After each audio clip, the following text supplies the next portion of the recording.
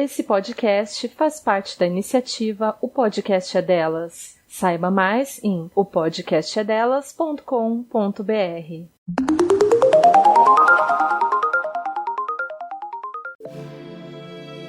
Se você também já passou vergonha por não saber o significado de algum termo do universo feminista, então vem com a gente nesse podcast que vai te ajudar a desmistificar palavras através do dicionário da língua portuguesa. Eu sou a Teca Carbonell. E eu sou a Júlia Presoto. Nesse episódio, nós vamos falar de um termo que é fundamental para entendermos a história desse território que aprendemos a chamar de Brasil. Hoje vamos falar de mulheres indígenas. E para isso, vamos contar com a presença de uma mulher e líder indígena da etnia Pataxó. Antes de começarmos esse episódio, já vamos pedir para vocês correrem lá no nosso Insta, @dicionariofeministapod, e acompanharem todas as discussões sobre os termos que a gente traz aqui no podcast. A gente também não vai ficar triste se você quiser entrar no nosso grupo do Telegram. O endereço é t.me/dicionariofeministapodcast. O link também vai estar lá na nossa bio no Instagram. Segundo o dicionário, mulher é o ser humano do sexo feminino, e indígena é o que é originário ou próprio de um país, região ou localidade em que se encontra. Há 520 anos atrás, se deu o início da invasão portuguesa em território brasileiro. Em sua descrição dos povos originários, Pedro Vaz de Caminha não economizou palavras ao descrever os corpos indígenas como as suas, abre aspas, vergonhas, fecha aspas, sempre expostas, a beleza exuberante das mulheres e a ingenuidade que o escrivão português acreditava ver nesse povo. Naquele momento, se iniciava uma guerra que dura até hoje, um dos maiores genocídios na história da humanidade, marcado pela invasão de terras em prol da exploração de recursos naturais. De acordo com o antropólogo Darcy Ribeiro, a população estimada entre 5 e 6 milhões de indígenas em território brasileiro foi reduzida a 250 mil indígenas em 1825. O alto índice de mortalidade se deu por conta das guerras, escravização e doenças altamente transmissíveis, como a varíola, a gripe, a malária e a sífilis, decorrentes da violência colonial. As mulheres indígenas, além de sofrerem todos os impactos de tal repressão, também tinham seus corpos violados pelos colonizadores portugueses. A prostituição e o tráfico sexual marcaram esses povos de tal forma que, em relatório divulgado pela ONU em 2010, existe a estatística de que 1 em cada 3 mulheres indígenas são estupradas ao longo da vida. Hoje, o IBGE aponta que a população indígena em território brasileiro soma 897 mil pessoas, 305 etnias e 274 línguas diferentes. Desde 2008, a Lei 11.645 faz com que o ensino da história e cultura afro-brasileira e indígena nas escolas seja obrigatório. Apesar disso, ainda há uma grande resistência e despreparo das instituições de ensino ao cumprimento da lei. Algo extremamente problemático em um país onde o presidente, em seu discurso na ONU, faz questão de culpabilizar a população indígena pelas queimadas no Pantanal.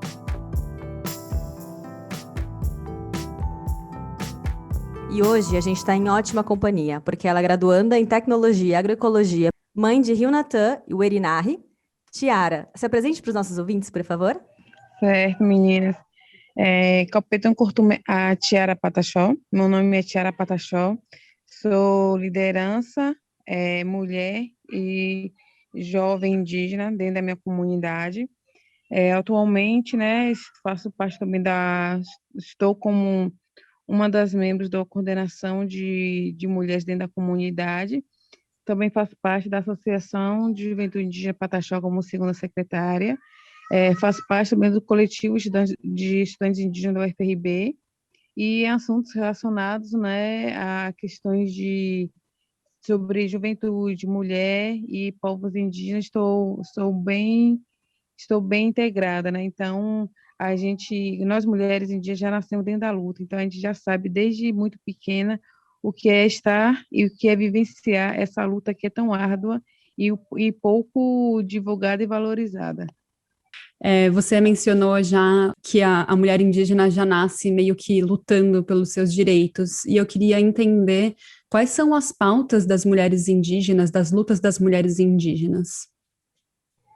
A nossa pauta principal é o território, né? Porque não temos como nos afirmar ser pertencente a um povo, nos afirmar como mulheres indígenas se a gente não tiver um território para chamar de nosso, e com isso a gente conseguir perpetuar, né, através a nossa cultura, através dos ensinamentos que a gente aprende dentro da nossa comunidade. Então, A principal luta é a questão de território, depois vem a questão de educação, saúde, e também é uma das nossas prioridades é a questão também cultural, né? A preservação da cultura. A gente sabe que a colonização chegou com todo o gás dentro do nosso território, né? Houve muito genocídio, houve extermínio de povos, e a gente está a todo momento lutando contra todos esses tipos de retrocessos que a todo momento tentam nos retirar do nosso território, né? Eu participei de uma. Como é que eu posso explicar isso? Era tipo um tour, um passeio em que as pessoas, em que a gente mora no Canadá, eu acho que eu não cheguei a falar para você. E aqui a gente tem uma educação muito forte, assim, quando a gente está se tratando de povos indígenas. E eu fiz um tour onde as pessoas estavam falando, onde um líder indígena estava contando sobre a história da comunidade indígena dentro daquele lugar antes de ser colonizado. E era um parque só com grama e sem nada. As pessoas chegaram e desmataram, e aí ele foi contando: aqui tinha isso, aqui tinha aquilo. E eu acho que só naquele momento eu comecei a entender como é que deve ser doloroso você ser removido do seu espaço, ser removido de onde você nasceu sem, sem te dar nada em troca, assim, né? Meio que aqui contam que a história é assim, se eles tentaram tirar dando alguma coisa em troca, e a pessoa falava, não, eu não quero nada em troca. Ah, então a gente vai tirar mesmo assim. Então é muito doloroso essa questão do território. Se você puder compartilhar um pouco da sua experiência sobre isso, seria muito legal. Eu nasci dentro de um território, né, que na época não era demarcado. Então, a luta pela território é uma luta coletiva, né, que envolve tanto um povo ao qual pertence ao território local, quanto a todos os povos indígenas.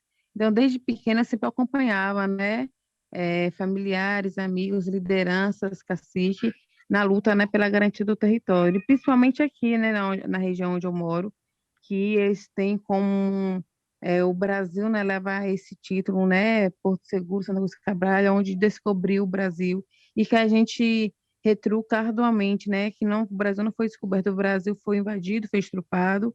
Então a gente tem sempre que estar, né, nesse tentando desmistificar essas questões, essas histórias que o colonizador eh, jogou e que a grandes mídias comprou, né? Então, a nossa luta pelo território já começa desde aí, né? Desde essa desmistificação dessas histórias, né? Que o colonizador contou e que as pessoas acreditam e que chegam aqui querendo cobrar um posicionamento, querendo cobrar que a gente seja da forma qual está relatado dentro dos livros, né? Então, aqui onde houve o maior contato, né, de indígenas com não indígenas, aqui onde houve o maior nível de estupro, de mortes. Então, a mixigenação aqui foi muito forte, ainda é. Então, a gente tenta a todo momento mostrar, né, que para além da questão territorial, a gente também tem que mostrar que, independente do nosso estereótipo, a gente é indígena. E aí a gente sempre bate na tecla por conta disso, que as pessoas não veem, né? Principalmente as pessoas que vêm nos visitar aqui, elas não veem a gente como que é retratado nos livros, né? Então a gente tem que estar a todo momento querendo comprovar uma identidade que já é nossa. A gente tem todo momento comprovar que o território é nosso. E isso, como eu falei, vem desde pequenos, de nós muito pequenos, né? Então, quando nossos mais velhos saíam para viajar pela questão territorial, para conseguir a demarcação dos territórios, a gente já ficava apreensivo dentro da nossa comunidade. E a gente sempre viveu em zonas de conflito, né? Hoje em dia, não com muita frequência, mas anos anteriores eram muito frequentes conflitos entre indígenas, fazendeiros, indígenas, grandes empresas hoteleiras, indígenas e policiais militares, então sempre houve muito conflito e a gente sempre ficou muito apreensiva dentro do nosso território, né? Então isso sempre despertou em mim a vontade de estar sempre lutando, pelo que o meu povo de fato acredita e luta desde sempre. Que existia há 520 anos há um genocídio, há extermínio, há estupro, não é uma coisa muito fácil, né? E ainda assim continuar mantendo vivo uma cultura, a língua, costumes, mostra que realmente os povos indígenas são resistentes mesmo. E para continuar, né, mantendo essa resistência, a gente luta pela questão territorial, como você bem disse, né? Cada canto que tem dentro do nosso território tem um significado. Cada ponto tem uma história que um dos nossos mais velhos passou, contou, e aí chegou até a gente. Então, retirar a gente dentro dos nossos territórios é estar retirando de nós o direito de viver essa história, o direito da gente estar perpetuando essa cultura, né? Então, por isso que a gente sempre vai continuar lutando, e é por isso também que nossos anciões falam, né, que preferem morrer e virar adubo dentro do território, mas do território eles não saem, porque a nossa ligação com o território é muito forte mesmo, não pela questão de apego à terra, mas é pela questão da resistência, de toda essa história, né, que por mais que foi violenta, continua ainda sendo, mas faz parte de nós, faz parte de quem nós somos hoje. Ô, Tiara, eu queria destacar algumas coisas que você falou na sua fala, a respeito desses corpos, dos corpos dos indígenas, né, que você comentou, nossos corpos estuprados e tal, como uma forma, como uma arma, né, da miscigenação, da colonização. E eu queria que você comentasse um pouco sobre essa questão da imagem dos povos indígenas hipersexualizados, principalmente também, né, com relação às mulheres indígenas, trazendo aqui para nosso tema de hoje, como que essa hipersexualização atua nesse mecanismo colonial, de invasão, de apropriação, de violência, como que isso funciona, todo esse sistema nessa representação hipersexualizada dos corpos? Isso tem sido de todos os problemas que a gente vem enfrentando, né? Esse também é um dos principais, porque principalmente nós mulheres, né? A gente sabe que o nosso sistema brasileiro é um sistema extremamente machista, né? Patriarcal. E aí, quando uma mulher indígena sai dentro de sua comunidade para ir até determinado local, exigir que o governo, né, ou então algum órgão faça valer, né, o que nos garante pelo menos a Constituição, aí começam, né, a tentar diminuir a figura dessa mulher indígena, né?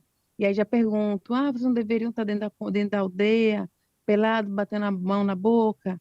Então é sempre uma forma, né, que eles acham que é ironia, que é uma brincadeira, mas que é uma forma de ataque diretamente, principalmente aos nossos corpos, né? E é a história do nosso povo, né? A gente sabe que hoje em dia algumas comunidades, alguns povos mantêm ainda o costume, né, de realmente andarem pelada, porque é tudo uma questão cultural mesmo. Mas nós aqui, né, da região aqui de Porto Seguro, Santa Cruz Cabralha, houve muito contato com não indígena, né? Então, a gente foi forçado mesmo a adquirir uma cultura que não é nossa. A gente foi forçado a falar uma língua que não era nossa, fomos forçados a vestir nossos corpos, né? Porque eles achavam que quando eles adentraram, invadiram nosso território, falavam que os indígenas eram seres sem alma, né? Então, eles achavam que os nossos corpos, por estarem nus, eles não tinham credibilidade, né? Nem não poderiam entrar no céu. Então, a gente passou por um processo muito doloroso com a colonização, né? De retirada mesmo de muitas coisas que para a gente é extremamente valioso e que hoje em dia as pessoas, né, que são descendentes desses povos que massacrou, que matou, que estuprou, que fez extermínio de várias etnias, exige que a gente viva em um mundo, em um contexto de 1500 que hoje em dia não se aplica mais, né? Não se aplica mais para nós indígenas e também não se aplica mais para esses próprios descendentes. Porque se forem para voltar à época de 1500, então todo mundo tinha que usar aquelas roupas da época da colonização e etc. E a gente ia repetir, né? Por mais que as pessoas veem os povos indígenas como os povos selvagens, um dos maiores erros que acho que relata nos livros é isso, né? Porque quando os portugueses, os invasores chegam ao nosso território, os indígenas, nós somos um povo muito acolhedor, somos um povo muito desconfiado, mas ao mesmo tempo muito acolhedor. Então a gente quis acolher, né? Eram pessoas diferentes, mas a gente via como diferente da nossa cultura, mas que mereciam respeito. Então, daí começou a surgir, né, a questão dos primeiros contatos, com alguns povos foram forçados, com outros povos já foram uma forma mais amigáveis, mas que os colonizadores não respeitaram essa parte amigáveis, né? Então, dizimaram várias doenças, começaram a exigir que a gente cobrisse nossos corpos, e hoje os livros relatam que nós, mulheres indígenas, né, na maioria das vezes que a gente vê alguma figurinha do corpo indígena, é sempre demonstrando, né, aquele corpo sarado e não sei o quê, e aí as pessoas exigem muito que a gente tenha esse tipo, né, de corpo padrão também, e que infelizmente infelizmente não, e que felizmente, na verdade, a gente não segue, porque cada povo tem sua cultura e cada povo indígena também tem suas características físicas, né? E isso é o que nos vem sempre nos fortalecendo, porque a gente não segue padrão nenhum, a gente está aqui, a gente respeita o nosso corpo, a gente respeita o modo como a gente vive. Eu acho que também isso também é uma das coisas que incomoda muito, né? As pessoas não indígenas, porque eles querem colocar sempre, encaixar, né, pessoas, algum grupo seja de fenótipo, seja um grupo padrão, né? E a gente não liga para essas coisas. Então, a gente vem lutando muito sobre essa questão da hipersexualização, tanto dos corpos indígenas, mulheres, como dos homens também, porque os homens, sim, eles são muito também assediados quando saem das comunidades, e a gente tem sempre essa preocupação, né? Porque a gente, de nossa comunidade, é uma coisa, fora é totalmente diferente. Nós mulheres, quando a gente sai para fazer alguma viagem com algum dos guerreiros da comunidade, a gente fica o tempo todo sobre os olhos dele, porque a gente não consegue andar em um lugar que a gente não conhece e que a gente vai ser respeitado. Então, o tempo todo, até mesmo para ir em um mercado próximo, a gente já vai sempre acompanhada, porque a gente tem já todo esse histórico de violência que aconteceu, a gente já vive já com medo, né? Então, bem essa questão, as pessoas olham, vocês são indígenas, porque então não anda pelado. Então, não existe o respeito para com os povos indígenas, não existe o respeito para com os corpos das mulheres indígenas, né? Então, a gente vem sempre batendo na tecla sobre essa questão, sobre a questão da apropriação cultural, porque as pessoas, a gente vê muito, principalmente em épocas de carnaval, as pessoas utilizarem os nossos sagrados para estarem enfeitando os seus corpos, e aí faz aqueles ensaios, né, que ficam lindos, mas não respeitam, né, o que significa cada adereço daquele para a gente, né? Tudo que a gente utiliza tem um significado, tudo tem uma representatividade muito forte e que deve ser respeitado. Então, quando a gente fica muito triste quando a gente vê as pessoas utilizando os nossos adereços, ou então imitando os nossos adereços de uma forma errada e desrespeitosa, né, para com os nossos mais velhos. E aí inclui também essa questão, né, de fazer um ensaio fotográfico, de eles dizendo eles querem fazer de uma figura indígena, mas tem que estar seminua. Então, aí vem aí incentivo mais, né, a questão da hipersexualização dos corpos indígenas, e que a gente vem sempre debatendo sobre isso, né? A gente vive, alguns povos vivem, andam nus dentro da sua comunidade, mas é porque é respeitado, é normal, é cultura, e não é algo para sensualizar, não é algo para chamar atenção, é cultural. As pessoas têm que começar a entender que a cultura de povos existe, que deve ser respeitadas.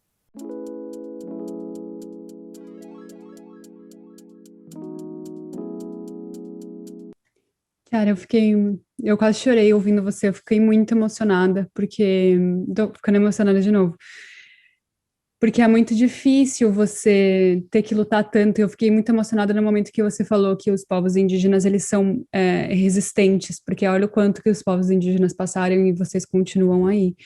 Então, eu tô muito emocionada ouvindo você e eu já agradeci você por fazer parte desse podcast, mas eu queria agradecer mais uma vez por estar abrindo o seu coração e contando mais sobre a sua experiência, porque a gente precisa muito, muito que as pessoas ouçam mais, né? Mas voltando às perguntas, a gente quis nomear esse episódio como Mulheres Indígenas, porque não é o nosso lugar de fala, como pessoas brancas, dizer qual que é o movimento que vocês devem seguir ou não, né?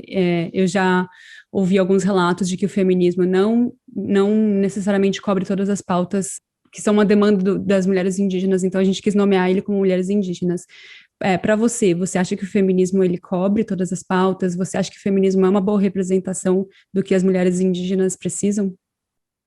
Eu acho que o movimento, né, das mulheres feministas, elas, assim como foi um processo, né, para a criação do movimento, para as pessoas também, as mulheres se aceitarem, né, como mulheres feministas, é um processo também para a questão da inclusão de outros corpos, né, de outras culturas também.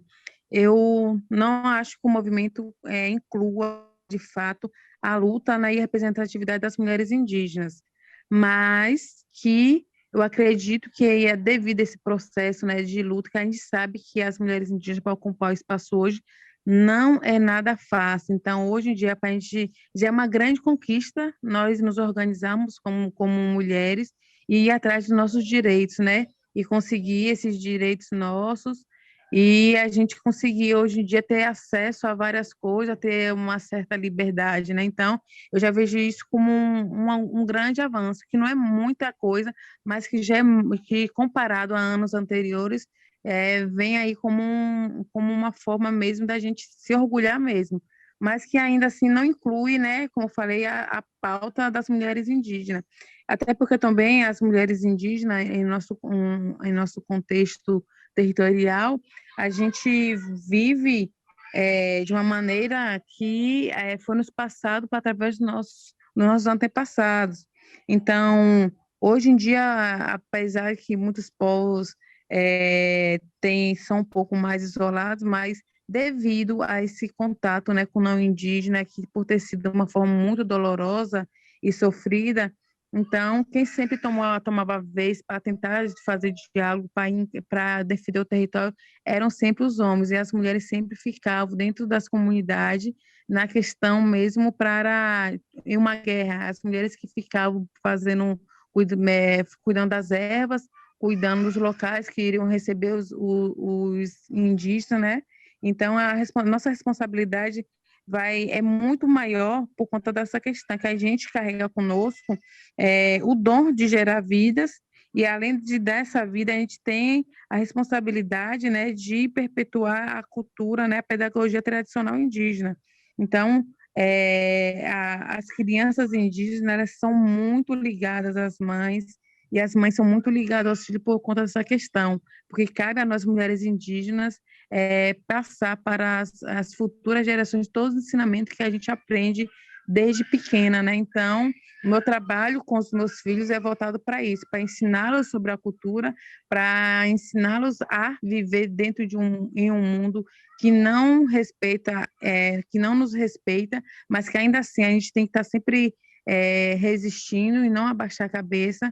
E, para além disso, também, né, lutando pela questão territorial, que a gente, de nossa comunidade, a gente faz muita coisa mesmo, né? Assim também como outras mulheres não indígenas também. Então, a sobrecarga sobre nós é muito alta, né? E aí a gente sempre fica nessa de procurando um lugar, um espaço também, né, de voz, e que aqui na comunidade esse espaço foi aceito como de boa mesmo, né? A gente pensou que iria ter uma certa resistência por parte dos anciões, que a gente respeita muito os nossos anciões, o que eles falam para a gente é aquilo mesmo, e a gente não retruca, a gente aceita, mas a gente achou que a gente não iria conseguir esse espaço de voz, né? E hoje em dia nós temos dentro da nossa comunidade aqui mulheres que são lideranças, que são caciques, que coordenam, né, uma comunidade, que organizam e que a gente vê que tá dando super certo e vai continuar a dar. Então, a luta das mulheres indígenas começa dentro dos nossos territórios. A gente começa aqui para a gente depois conseguir ampliar essa luta ao nível maior, né? Ao nível seja nacional ou internacional, mas sempre respeitando a nossa cultura, né? E o que nos é passado dentro da nossa comunidade. Então, quando a gente fala que a luta dos povos indígenas é uma luta coletiva, é por conta disso, porque jamais uma mulher indígena, por mais que eu seja uma mulher indígena e hoje eu tenho acesso a várias ferramentas, a várias tecnologias, eu tenho voz, eu posso falar sobre mim, sobre o meu povo com você, mas tem outras mulheres indígenas que não podem, devido a esse contato doloroso que foi com o não indígena. Então, ainda assim, muitos povos, eles preferem, entre aspas, né, preservar a figura da mulher, porque eles acreditam que através da mulher que aí consegue, né, é, aumentar o número de indígenas nas comunidades, a mulher que faz todos esses outros processos, né, como eu falei, de transmissão da cultura, da língua. Então, para preservar essas mulheres, eles não deixam que as mulheres, algumas comunidades não aceitam que as mulheres, né, possam sair das comunidades. Eles têm medo da violência que elas podem sofrer, né? E com essa violência, e que essa violência volte para dentro dos territórios. Então, é um processo, né? Assim como foi um processo para nós mulheres, de forma geral, ter espaço hoje, ter voz, conseguir ter essa liberdade, também um processo para as mulheres indígenas também. Hoje em dia eu me compreendo e me aceito do jeito que eu sou, mas eu respeito a mulher indígena também que não tem a mesma oportunidade que eu, porque eu acredito que a partir desse momento, né, a partir do exemplo que eu estou dando, de ser mulher indígena, estar dentro da comunidade e ao mesmo tempo estar fora da comunidade, dando voz ao movimento, né, mostrando a realidade ao qual o meu povo passa, esse exemplo vai chegar nessas comunidades também, e com isso a gente vai conseguir ir quebrando muitas coisas que estão enraizadas, né? E aí os anciões vão começar a ceder, vão começar a entender melhor, aí vão começar também a entender a união dessas mulheres indígenas que vem ocorrendo de uma forma maravilhosa, né, dentro do território brasileiro. A gente consegue nos articular com outras mulheres de outros povos e com isso a gente consegue levar conhecimento, né? Então a gente consegue através de coisas que para muitas pessoas são coisas mínimas, mas para algumas outras comunidades são coisas gigantescas e que a gente se sente muito feliz por isso, né? Por estar representando essas mulheres e por estar levando a causa dessas mulheres também para outros lugares. Então, quando eu fico muito quando me questiono sobre essa questão, né, do feminismo indígena, porque a gente sabe que a luta das mulheres é pela questão de direito, né, também de deveres, pela questão de igualdade de gênero, mas que algumas comunidades ainda não compreendem isso, né, e que aí tem que ser respeitados, e tem que ser, esse processo tem que ser respeitado, e tem que sim ser debatido, né, não só dentro dos movimentos das mulheres indígenas, mas em todos os movimentos que incluam mulheres, porque indígena ou não, nós somos mulheres e a gente tem que estar sempre falando sobre, né, sobre essas mulheres que têm voz, sobre essas mulheres que não têm acesso à voz, mas que elas não são invisibilizadas dentro das comunidades. Elas só passam por esse processo de estarem sendo protegidas por um sistema que sempre nos oprimiu, que sempre quis nos matar, né? E se a gente continuar deixando, vai continuar assim, matando e exterminando vários povos.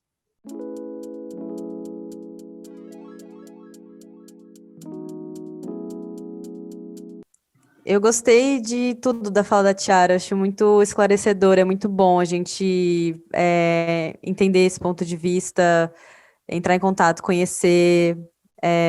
Eu sinto que a gente tem muito para aprender, assim, com relação às mulheres indígenas, aos povos indígenas no geral, e é muito bom você trazer esse recorte para a gente das mulheres indígenas, Tiara, porque é uma coisa que se a gente não conversa, a gente não dialoga, a gente não pesquisa, a gente não tem acesso muitas vezes, né? E eu acho que eu vou trazer um pouco o que você falou um pouco antes, né, na nossa conversa, que é essa questão de como que os povos indígenas são representados. De novo, eu vou bater um pouco nessa tecla, né? Porque você falou da questão do carnaval, de como que os povos indígenas são representados, a hipersexualização, os corpos sempre muito padrões, né? Como se não existisse essa variedade de corpos, né? Na cultura indígena também, como se existissem apenas corpos padrões, né? E a gente falou aqui no roteiro, né, gente? São 305 etnias, 274 línguas, só no Brasil.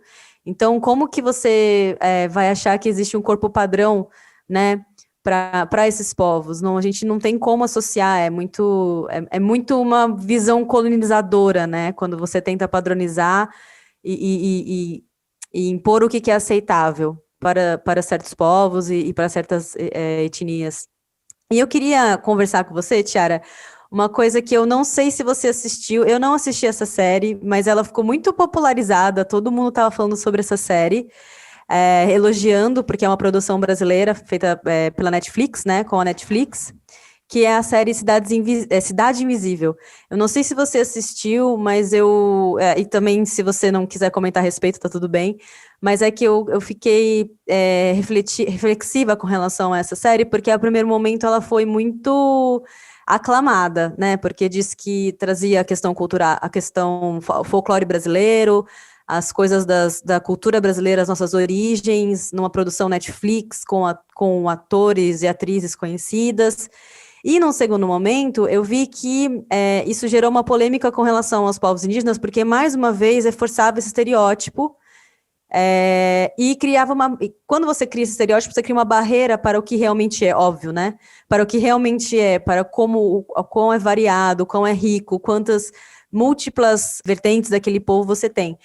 E eu não sei se você quer comentar sobre essa série especificamente, ou se você quer comentar mais num âmbito geral, sobre o carnaval, ou qualquer outra representação que a gente tenha desses estereótipos indígenas, e principalmente com relação a essa apropriação cultural que a gente tem no Brasil. Então, eu sou uma pessoa que é muito admiradora da arte, né? Nós povos indígenas, a gente vive da arte. Então, a série foi muito bem produzida, eu falo pela questão, né, de elaboração e tal, mas foi muito mal representada, até porque eles tratam o que a gente tem como sagrado, né, como nossos encantados, nossos seres da mata, como um folclore, né, e para a gente não é um folclore, a gente acredita neles, a gente sabe que eles existem e que devem também ser respeitados. Então, a forma como eles mostraram, né, muito do que eles chamam de folclore, a gente não vê daquela forma, né? Então, a minha crítica à série é mais voltada para a questão, de fato, eles irem buscar a origem, de fato, daqueles seres, né, que eles quiseram representar na série. Tipo o Curupira, que aparece, né, no meio das imagens. Eu assisti a série, então aparece de uma certa forma o surgimento do Curupira, né, que envolve ali, não sei se vocês perceberam, mas aparecem mulheres indígenas e tal, da perca dessas mulheres, e que para nós indígenas, né, tem uma outra representatividade. Então, são seres que de fato, a gente acredita, a gente sabe que isso não tem como a gente chamar de folclore uma coisa que já está dentro da nossa cultura por muitos anos, né? E que consegue ganhar força cada vez mais. Então, eu não vejo isso como algo inventado. É real, eles existem, eles fazem parte da nossa cultura. São mais de 305 povos que estão nesse processo, né, de resgate étnico. Então, a gente sabe que cada povo tem sua cultura e cada povo tem sua crença, né? Então, o modo como foi retratado a imagem, né, das nossas entidades, que foi uma forma que a gente criticou e vamos continuar criticando mesmo, porque não nos representa. Não é trazer a perspectiva do colonizador para conseguir entrar na cabeça das pessoas e enraizar ainda mais uma visão colonizadora, é uma forma de estar perpetuando uma história que só agride ainda mais, né, e fere ainda mais a cultura de um povo, uma cultura de um povo que se mantém viva e resistente, né? Então a gente está a todo momento mostrando, falando sobre isso, né? A gente já usa as redes sociais para falar sobre essas entidades, como a gente vê, sobre como nos é passado, e de repente vê uma série que vai abordar sobre o tema, mas que distorce tudo que a gente aprende, né? Então, não nos representa. E aí a gente tem, como falou, muitas coisas, só que muitas pessoas não compreenderam por esse lado, né? Da crença, né? Do que a gente acredita, acharam que nós estávamos criticando a série, né? As pessoas e tal. Não, a nossa crítica é pela questão da representatividade das histórias, não é nem e também pela questão também de quem está interpretando, né? Mas que interpretasse esses seres, né, da forma que a gente acredita, eu acho que a imagem da pessoa ali representando não iria nos ferir tanto. Mas o que de fato nos feriu foi essa questão mesmo distorcer tudo o que a gente acredita, né? Distorcer tudo que nos é passado dentro da nossa comunidade. E aí daí começa a questão da apropriação, né? Porque quem assiste, quem não tem conhecimento, não tem noção do que é a cultura indígena, do que são povos indígenas, então vai achar que aquilo ali é algo normal e que vai continuar, que já se ator fulano de tal fez isso, então eu posso também fazer. E aí continuo, né, fazendo apropriação cultural dos nossos sagrados.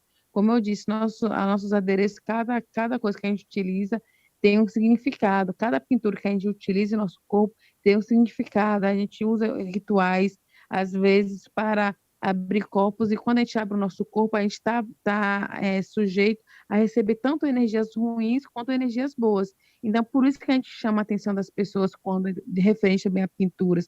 É porque a gente tem essa preocupação com a pessoa que está utilizando a pintura de uma forma errada. Porque a gente sabe o significado para a gente. Se eu faço uma pintura no meu rosto, eu faço essa pintura com significado de proteção, ou em rituais eu faço ela com um significado que para aquele determinado ritual que vai me fortalecer. Mas se o caso eu fazer essa pintura que seja para abrir corpo, eu automaticamente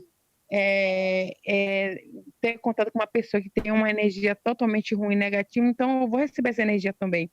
Então a gente chama a atenção das pessoas por conta disso, para as pessoas se atentarem a isso, não por uma questão que a gente pega no pé que não pode, a gente não está impondo que as pessoas não utilizem, até porque também nós vendemos os nossos artesanatos, mas tudo que a gente vende também a gente faz tudo com muito carinho, com muito amor, mas que a gente não põe nada que tem um significado mais forte, né, para a questão espiritual, que a gente põe como disponível para outras pessoas, que a gente compreende o que significa. Então, o mal que a gente não quer para a gente não vai querer para outras pessoas. E muitas pessoas não entendem isso. Vê um indígena pintado, acha que pode simplesmente copiar a pintura, ou então pegar os nossos adereços e utilizar, e sem saber o significado. Então, muitas vezes as pessoas fazem aquilo por achar bonito, acham que pode, algumas pessoas usam até a palavra homenagear, né? Vão estar pensando que estão homenageando os povos indígenas, mas quando na verdade vão estar atraindo para si coisas ruins. E a gente vem sempre chamar atenção por esse motivo, né? Porque a gente não quer que as pessoas atraiam para si coisas ruins, a gente só quer coisas boas, a gente sempre lutou por coisas boas. A nossa questão pela luta pelo territorial é por manter árvores em pés, né, ar puro, não só para a gente, mas para todo mundo, a floresta viva, os animais vivos. Então a gente não pensa só na gente, a gente pensa por um todo, né, como Davi Guarani recentemente falou, né, fazemos parte de 4% de todo mundo, mas que pensa pelo restante do mundo todo. Então a gente carrega essa responsabilidade não só com a gente, mas para com outras pessoas, e que as pessoas não entendem. Acho que muitas vezes a gente está sendo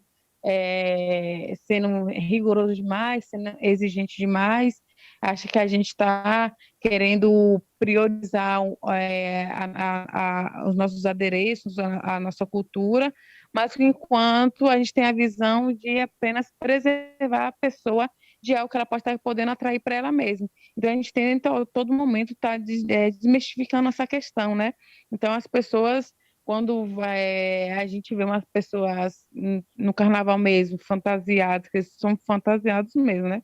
Fantasiando, pegando nossos adereços, imitando nossos adereços originais e fazendo de fantasia, a gente não quer, não é que a gente não queira que a pessoa utilize, é que a gente sabe que tem uma representatividade para a gente, e que essa representatividade passou por vários anos sendo guardada, né, através dos nossos anciões e que chegou até o nosso conhecimento a representatividade de tal adereço e como é que deve ser e como é que não deve ser utilizado. Então, as pessoas, elas têm muito essa questão mesmo também do preconceito para com os povos indígenas, né? Porque muitas vezes, a gente pode nem abrir a boca para falar nada que as pessoas já vêm criticando. Então, aponto, critico, falo que a gente nem deveria estar falando, não deveria nem estar usando as redes sociais, não deveria nem estar fazendo nada porque é coisa de branco, né? Mas quando, na verdade, a gente só está falando, está alertando a pessoa pelo uso indevido daquele adereço, daquela pintura, mas uma forma de alerta positiva, né? Não negativa. A gente, como eu falei, o modo como a gente vive incomoda muito os não indígenas, né? Porque a gente vive um modo comum, a gente pensa, no bem comum entre todos.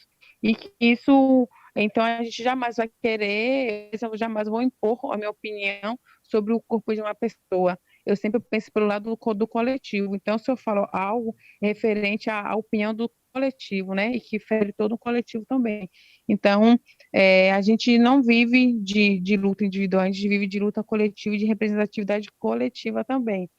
Então, é importante estar sempre falando sobre essa questão da apropriação cultural para que as pessoas entendam que a gente não está querendo priorizar ou exigir algo, a gente quer que as pessoas respeitem e que as pessoas tenham conhecimento também do significado desses adereços, dessas pinturas, e que elas não atraiam para si coisas ruins.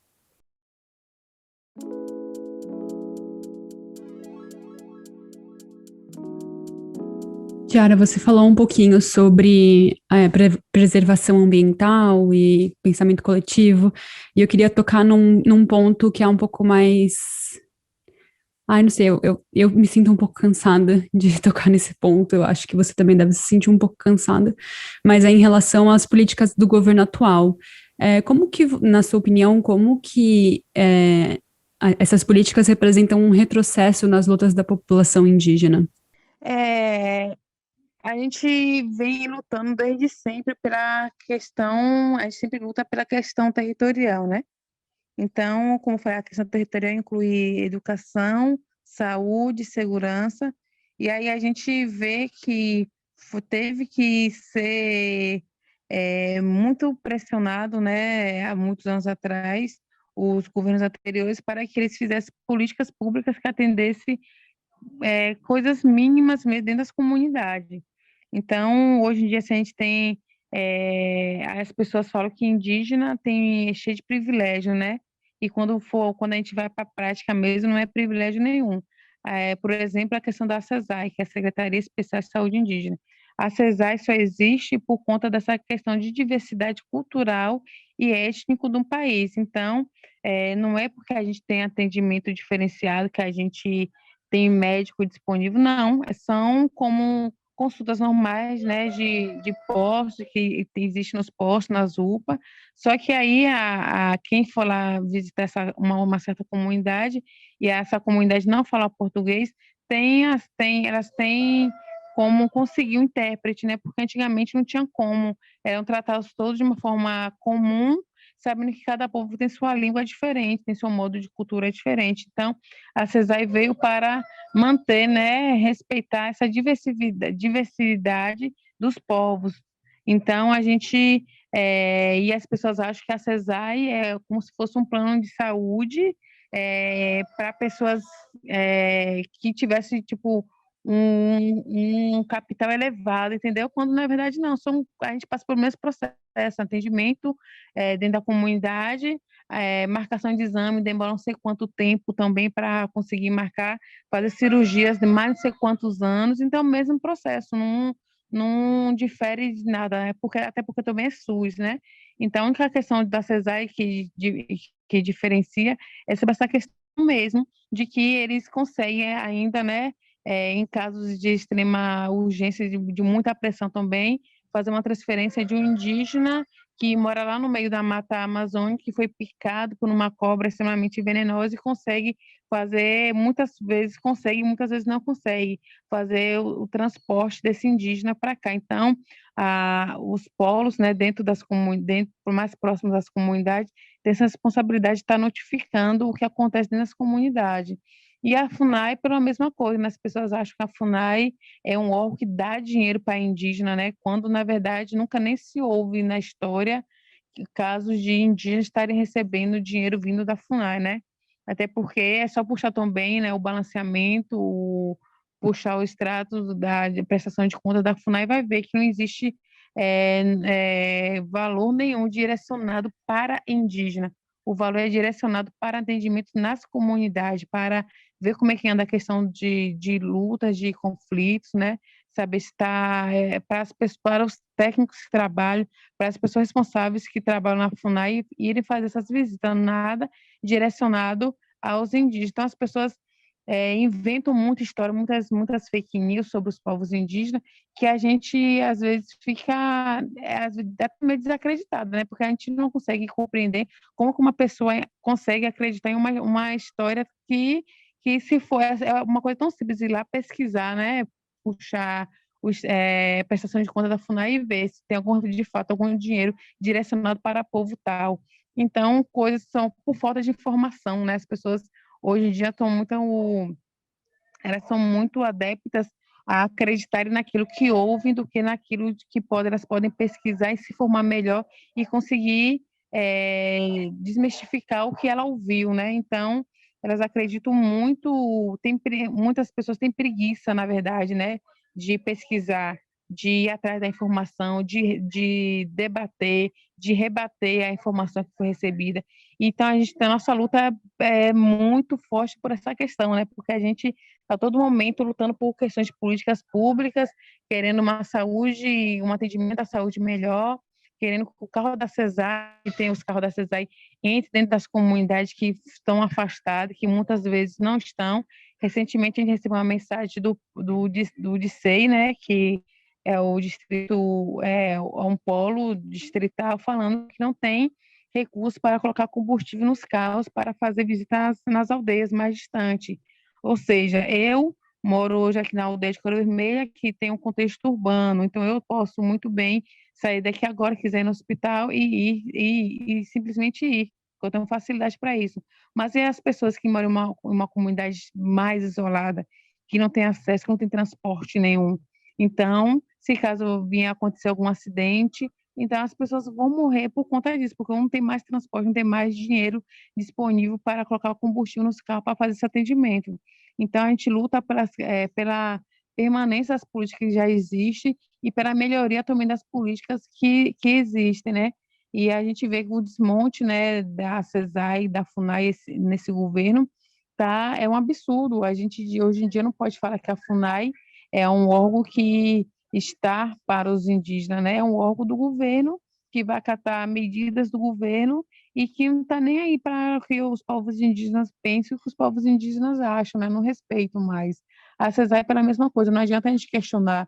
Então, esse governo tem sido um dos governos que mais exigiu que os povos indígenas, né, saíssem de suas comunidades para buscar melhorias, né? Porque antigamente, não sei se vocês tinham tanto acesso por exemplo, a perfis de indígenas nas redes sociais. Era uma coisa mínima, a gente não tinha muito interesse, porque a nossa luta principal era pela questão territorial, mas onde a gente conseguia ainda assim diálogo com o governo federal e a gente conseguia trazer algumas benfeitorias para dentro do território, né? Hoje em dia, não, se a gente não expor, se a gente não usar as redes sociais como uma forma de denúncia para os descasos que vêm acontecendo dentro da nossa comunidade, a gente passa como comunidades, né? Como eu sempre falo, né? Que as pessoas veem os indígenas como um objeto, um objeto bonitinho na prateleira do Brasil, né? Então, se a gente não conseguir usar as redes sociais para fazer as denúncias que estão acontecendo de descaso, de falta de atendimento, de indígenas morrendo, exemplo agora a Covid, né? Que a gente teve que pressionar, teve que usar o Supremo Tribunal, entrar com recurso no Supremo Tribunal para a gente conseguir a vacinação, para a gente conseguir um atendimento melhor na questão de saúde. E é de conhecimento de todos que os povos indígenas têm imunidade extremamente baixa, né? Então, porque para algumas pessoas é um simples resfriado, ser em contato com alguma certa comunidade, com algum certo povo, é extermínio total do povo. Então, a gente vem sempre chamando a atenção por essas questões, né? Que a gente, não é porque a gente quer privilégio, é porque a gente, o modo como a gente vive, o modo como a gente escolheu viver, é o modo que nos fazem bem e que tem que ser respeitado o modo como a gente quer. A gente não quer estar dentro da cidade o tempo todo, tá vivenciando algo que não é natural nosso. A gente quer viver o nosso natural, a gente quer comer as comidas que fazem parte da nossa cultura, comidas naturais, né? A gente quer beber a nossa água limpa, né? Que a gente pega nos rios sem ser contaminada, mas que hoje em dia está muito difícil a gente manter essas coisas por conta das inúmeros casos que a gente de ataques que a gente vem recebendo, né? Então, o governo federal atualmente deu força para que a questão da grilagem ganhasse força, pela questão dos ruralistas terem ousadia, né, de invadir nossos territórios, atirando. Recentemente houve um caso que me chocou muito, né, porque eu sou mãe, eu sinto muito a dor de uma outra mãe, né, e de uma criança de 6 anos que teve seu corpo totalmente dilacerado nos Guarani Kaiowá, em Dourados, e que a pessoa que atropelou, né, a criança, saiu sem prestar socorro nenhum. Na outra semana, com 4 dias depois, 2 membros da mesma comunidade foram pegos por fazendeiros, né?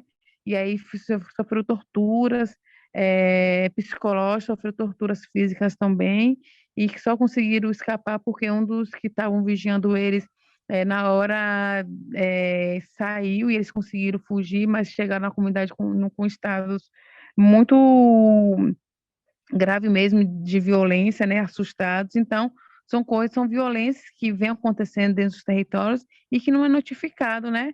E que essas políticas que poderiam estar aí para compreender e fazer acontecer que os povos indígenas tivessem pelo menos um pouco mais sua cultura preservada, não está nem, não está fazendo nada. Então, a gente que está usando, né, através dessas faltas de políticas públicas que vem acontecendo, a falta de assistência governamental, que dentro dos nossos territórios, que a gente está utilizando para estar fazendo denúncias e o governo nada faz. Infelizmente, a gente hoje em dia tem um governo que não pensa nem na população indígena e nem na população não indígena, né? Porque se pensasse, tivesse como prioridade a população, já era para termos, né, mais da metade da população vacinada, pelo menos, né? Porque em um ano de pandemia, já poderiam ter feito acordos com várias outras empresas, né, que estão fazendo a vacina, os vários outros países estarem negociando e a população está imunizada, mas não. Além de não comprar a vacina, além de ignorar que existe esse momento pandêmico, né, ignorar o que vem acontecendo, eles também deu, né, o auxílio emergencial, mas que cortou e que infelizmente as pessoas que estão em estado com lockdown não podem ficar em casa parado. Então, é uma é um o governo federal é um governo extremamente genocida, né? Eu falo isso em todos os âmbitos mesmo, que chega a ser indígena e não indígena. Eles não estão pensando na população, eles querem mais que a população, principalmente a população mais pobre, saia de suas casas mesmo, que tenham contato com o vírus, essas famílias que muitas vezes moram 10, 12 pessoas em uma casa só, essa pessoa que sair volte com o vírus e aí consiga passar por restante da família, e essas pessoas simplesmente estão morrendo e o governo nada faz. É assim também com os povos indígenas, né? Se a gente não tivesse tomado a precaução de nós nos mantermos em isolamento mesmo, a gente proibir a entrada de pessoas, até mesmo da própria família, dentro das comunidades, o número de mortes entre indígenas pelo Covid-19 seria altíssimo. Então, ainda bem que a gente tem uma articulação, a gente consegue fazer articulação com outros povos, consegue levar informações através das redes sociais para outros povos, dialogar com esses outros povos de mais distante, e a gente consegue levar informações, porque se dependesse do governo federal para ele tomar alguma atitude de preservação, de tentar conter o vírus nas comunidades, já iria existir novamente, né? Assim como foi há séculos passados, nesse século também iria ter um grande quantitativo de mortes de indígenas, né? Então, as políticas públicas não, de fato, elas não atendem a todas as nossas necessidades. A gente nos contenta com o mínimo, com o básico, para conseguir, né, ainda assim nos manter dentro dos nossos territórios, né? Mas o restante, que quem sempre está correndo atrás, sempre lutando pela questão de melhoria dentro da comunidade, somos nós mesmos, né? Através das associações que a gente tem, através das cooperativas que a gente tem aqui dentro, que a gente consegue captar recursos para dar uma melhoria para as comunidades, para as famílias, e que se a gente dependesse do governo federal, principalmente o atual, a gente estaria em um estado de calamidade mesmo, né?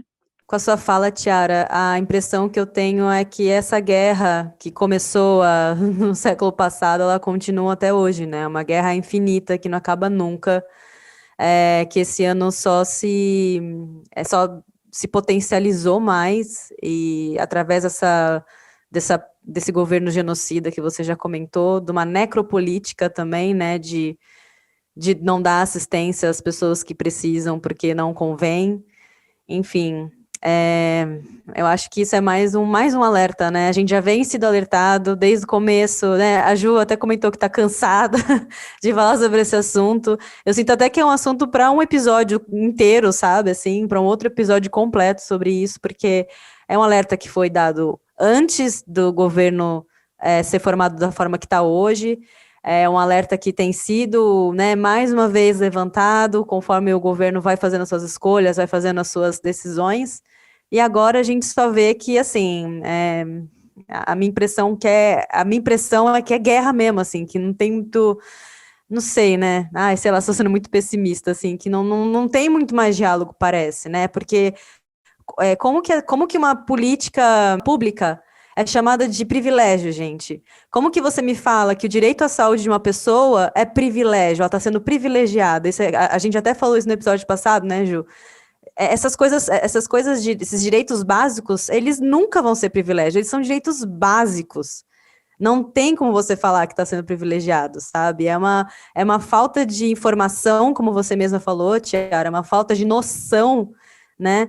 Totalmente cegado por esse governo, esse desgoverno que a gente vive hoje, né? Então, enfim, é só um comentário que eu tinha para fazer, porque essa é a minha impressão, né? Que a gente está em uma constante guerra aí, né? Principalmente os povos indígenas, né? Ainda permanecem nessa guerra, né? Sim, é exatamente isso, né? Como eu falei para vocês, logo no início, é uma guerra que a gente não consegue ter noção quando que terá um fim, né? Porque entra governo, sai governo, os ataques aos povos indígenas continuam com frequência, né? Alguns anos de uma forma muito mais violenta, outros anos com uma certa condições de diálogo e de melhorias, mas ainda assim continuam sempre nos atacando, né? Então, é uma guerra que a gente não quis, a gente não comprou essa guerra, a gente só luta, como você falou, né, apenas pelo básico mesmo, que é pelo direito à vida, né, dentro do nosso território, dentro de um território ancestral, e que as pessoas veem que acham que isso como você falou, né, é privilégio, a gente pode escolher uma área que a gente quer morar, não. Essa área que a gente está morando hoje tem uma história, nossos antepassados passaram por ali, né? Então, o chão que eu piso hoje, ele é adubado com sangue indígena, eu tenho consciência disso. Mas outras pessoas têm?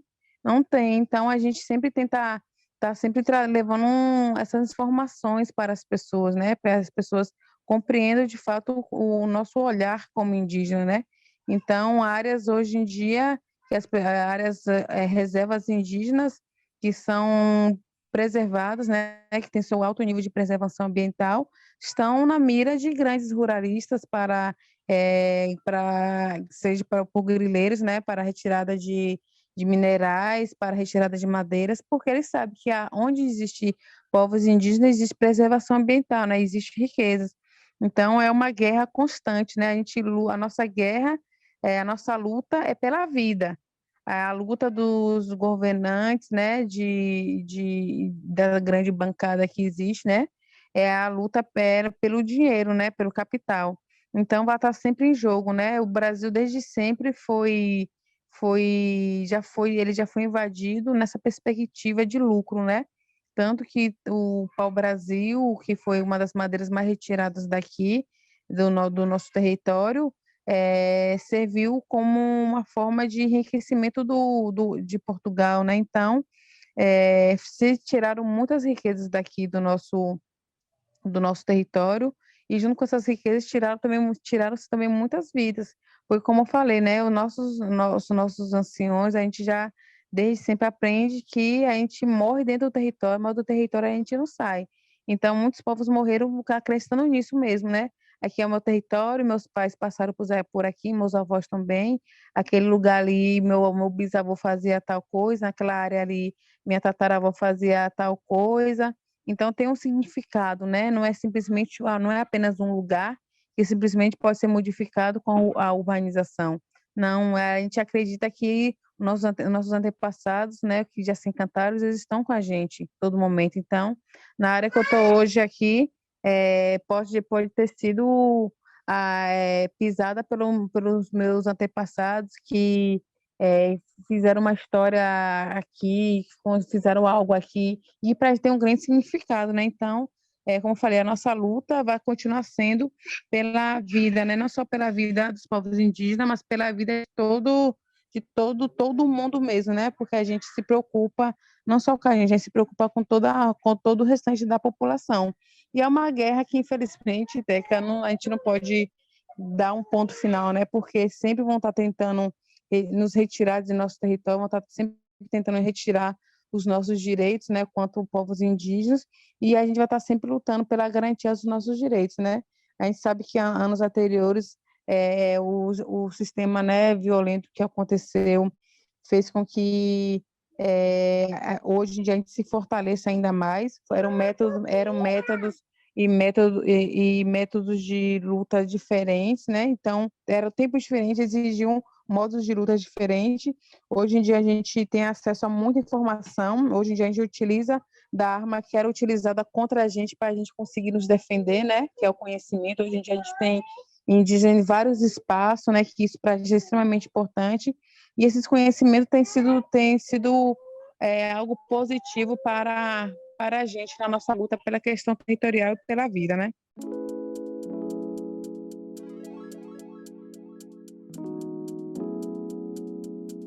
Então agora a gente vai para aquele momento notas de rodapé, que é quando a gente retoma algumas referências que a gente falou ao longo do episódio e também traz novas referências para você que quer estudar e saber mais sobre mulheres indígenas. Eu vou começar rapidinho, tenho 2 indicações. Eu vou começar a aplicar a prática de ler a descrição dos conteúdos que eu trago aqui, porque eu nunca sei explicar eles. Então, vamos lá. Eu quero indicar um documentário bem curtinho, de 15 minutos, que está disponível no YouTube do canal da ONU Brasil, e eu vou ler a descrição. O título é Mulheres Indígenas, Vozes por Direitos e Justiça, e a descrição do documentário é: os 10 anos da Declaração das Nações Unidas sobre os Direitos dos Povos Indígenas são o mote do documentário Mulheres Indígenas, Vozes por Direitos e Justiça, lançado pela ONU em março de 2018 em Brasília. O vídeo recupera alguns momentos de diálogo entre as mulheres indígenas e as Nações Unidas em torno de sua articulação pelos direitos humanos e em defesa de seus povos e territórios no Brasil e no exterior. Então, nesse documentário, eles entrevistam várias mulheres indígenas de diversos povos indígenas, de povos indígenas diferentes, e elas trazem as pautas delas e experiências delas e por que elas estão lutando. É muito interessante para ver a diversidade de povos indígenas que a gente tem também. Inclusive, tem umas mulheres que são entrevistadas na língua originária delas, o que eu acho tão importante a gente ouvir línguas diversas. Então, muito legal, eu adorei esse documentário, 15 minutinhos. E o outro vídeo que eu vou indicar é o vídeo Povos Indígenas e a Pandemia Covid-19, do canal No Ré. É o canal feito pela Alice Pataxó. Nesse vídeo, ela tá... eu vou ler, desculpa. A descrição. A pandemia tem atingido muitos povos indígenas no Brasil. Essa semana, o número de indígenas infectados chegou a 9.983. Isso foi em julho de 2020. Perdemos 407 vidas, parentes, livros da nossa história. A tristeza e o luto invadem as aldeias e o descaso do governo reforça mais uma vez o genocídio dos nossos povos.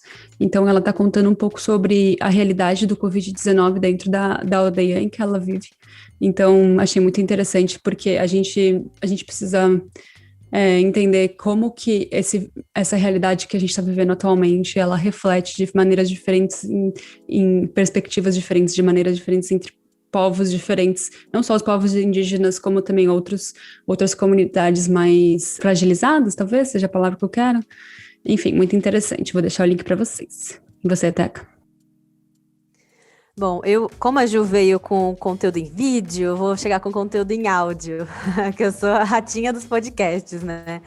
Eu viciei muito num podcast que se chama Diáspora, que é da Aniquimpa, né, do Centro de Culturas Negras e Periféricas, e tem um episódio que eles conversam com o Caribaiá e a Daiane Nunes, que são do grupo Diroá Baiá, e eles falam sobre educação indígena. E eles trazem pontos que, para mim, foram muito esclarecedores, muito informativos.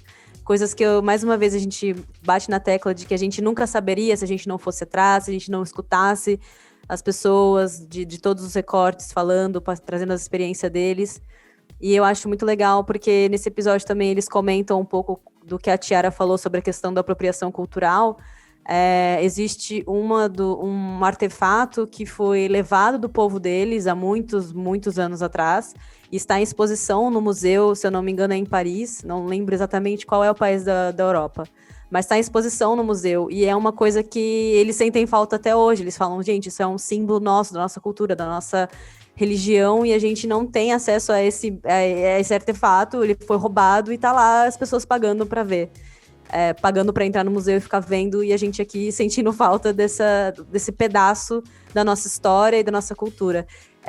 Isso é hoje, tá, gente? Nos dias atuais, tá? Então, eu acho que é muito esclarecedor, abre muitos olhos da gente para muitas coisas. Uma outra coisa, eu vou trazer agora uma referência literária. Esse livro, eu confesso que eu não li, gente, eu não leio numa velocidade muito tão rápida quanto eu gostaria. Mas ele tá na minha lista porque ele foi recomendado por muitas pessoas, que é o livro do Ailton Krenak, que se chama Ideias para Adiar o Fim no Mundo. Eu acho que fala muito também sobre essa questão ambiental, né? Como que a gente se relaciona com a natureza. E também lembrar que a gente também é natureza, não somos coisas diferentes, não somos tipo entidades diferentes, humano e natureza, nós somos a mesma coisa. E falaram para mim que esse livro ele abre muitos olhos para essas questões com relação à natureza, como a gente se relaciona, como que a gente pode conviver em harmonia, ser um só. E é isso, acho que são as minhas recomendações hoje. Então, né, um livro também que eu li, super indico para quem, né, tem essa vontade de conhecer mais um pouco sobre como que os indígenas veem o mundo, né? É o livro de Davi Kopenawa, A Queda do Céu.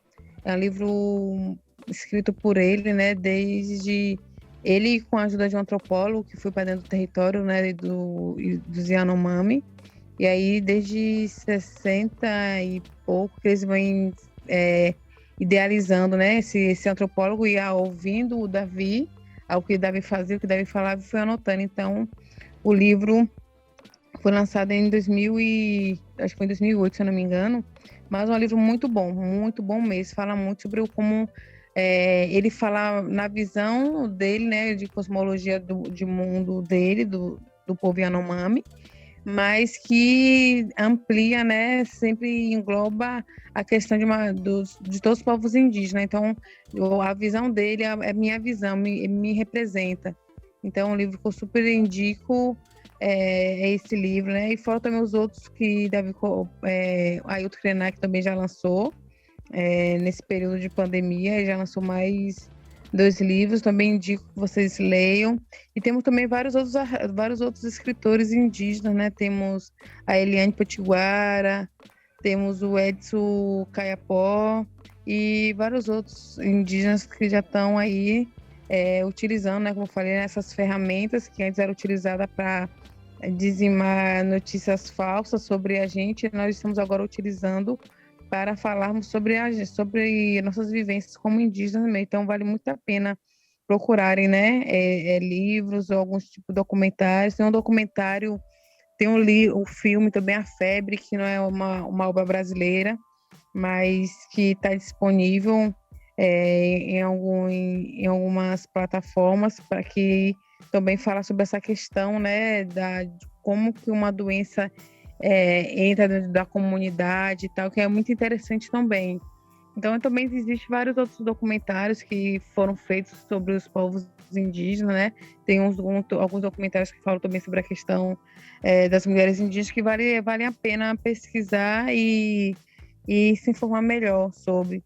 Tem também um site que acho que, esqueci o nome, depois eu posso até estar passando para vocês, se vocês depois incluir, que tem disponível lá várias obras, documentários, filmes feitos por indígenas mesmo.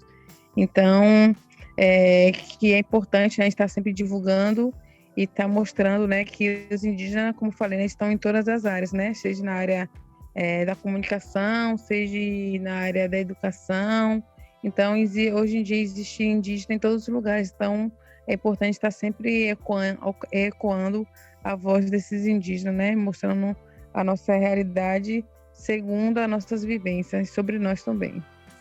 Perfeito, Tiara. Muito, muito, muito obrigada por você participar dessa conversa tão essencial. Muito obrigada pelo seu tempo também, que ele é valioso. E eu queria que você falasse onde que as pessoas podem encontrar você nas redes sociais, quais são os seus perfis. Eu sei que você é super ativa no Twitter, mas se você tiver outros perfis que você queira passar também, o espaço está aberto para você. Então, uma das plataformas que eu estou utilizando mais, né, para falar um pouco sobre a minha vivência, né, enquanto mulher, liderança e jovem indígena, é o Twitter, né, que é o @tiarapataxó. E também tem o meu Instagram também, que é o mesmo também, é @tiarapataxó. Só pesquisar lá que vocês vão achar lá muita coisa bacana que eu sempre venho postando, né? Sobre a vivência, sobre as minhas vivências aqui, sobre a vivência de outros povos, fazendo denúncias. Então é importante a gente estar sempre seguindo perfis, né, de indígenas, para as pessoas também estarem por dentro do que vem acontecendo dentro dos territórios. E só para finalizar, Tiara é THYRA. E Pataxó é Pataxó, a gente sabe escrever Pataxó. Isso. Perfeita, perfeita.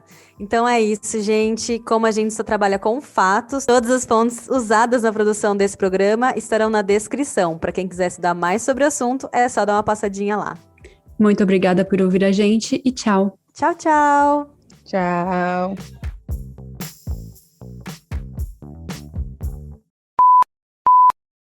Você ouviu um programa participante da rede Podcast é Delas, uma iniciativa que fornece toda a infraestrutura necessária para mulheres hospedarem e publicarem os seus podcasts. Para fazer parte, entre em contato conosco através do site opodcastadelas.com.br ou através das nossas redes sociais, como @opodcastadelas.